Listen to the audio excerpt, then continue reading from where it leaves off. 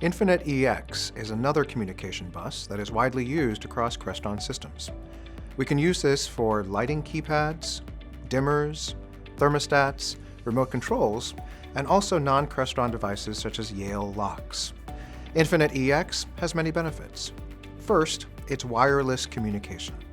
This is very useful for areas where cabling is difficult, such as retrofit or an old building. infiNET EX has an impressive range up to 150 feet or 46 meters indoors. The technology behind infiNET EX actually means that this distance can be easily increased. It's also tolerant to Wi-Fi and other wireless networks, even though it sits in the same band. There's also support for multiple gateways in one system.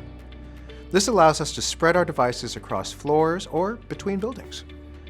While infiNET EX is a proprietary Crestron technology, it's based on standards used by other manufacturers, allowing for easy integration with non-Crestron products. infiNET EX operates within the 2.4 GHz band.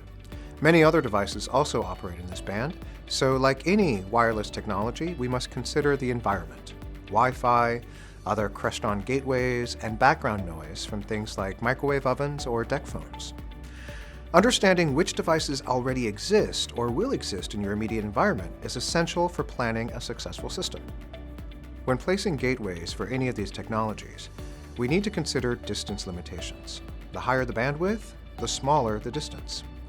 5.8 GHz Wi-Fi, for example, has a much higher data rate, so higher data transfer speeds can be achieved. However, the distance is less than that of 2.4 GHz Wi-Fi. infiNET EX has a slower data rate because we don't need to do things like streaming video. However, this has the advantage of having a longer range.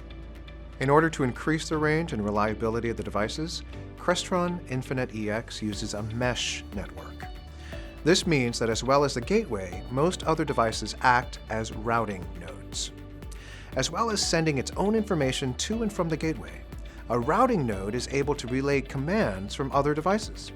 This sets up a mesh network whereby all devices have multiple ways of transferring their data to and from the control processor. In the mesh network, some devices are leaf nodes. A leaf node is not able to have the routing functions of a routing node. With Crestron infiNET EX, leaf nodes are generally battery-powered devices. Let's have a look at a mesh network example using infiNET EX and Crestron devices. Where possible, the gateway is placed in the middle of all the devices.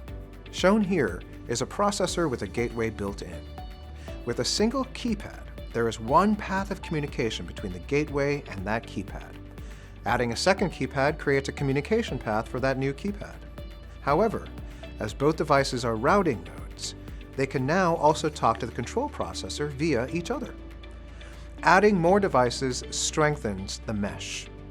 Now we'll add a handheld remote.